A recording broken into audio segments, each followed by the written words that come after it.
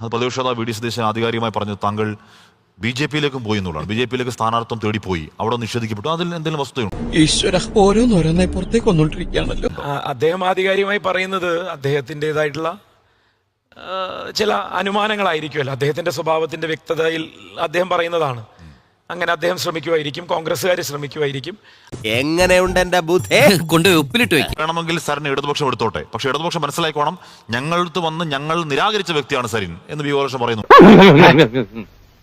അത് പറഞ്ഞപ്പോ നീ എന്തിനാ ഞെട്ടിയത്? അദ്ദേഹമല്ലേ നല്ല നേതാവാണ്. ഇനി ആരും സൂത്രം കാണിച്ചാ ഒന്ന് കേട്ടു, വേസ്റ്റ് കേട്ടുപോ.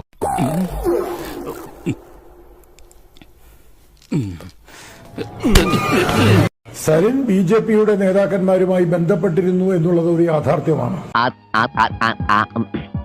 അത് ഞാനല്ല, അത് നിഷേധിക്കാൻ പറ്റില്ല. ആ തെണ്ടി ചെറുക്കൻ നുണ പറയാനും തെറി വിളിക്കാനും മാത്രമേ വായ തുറക്കാറുള്ളൂ എന്ന് എനിക്കറിയില്ലേ?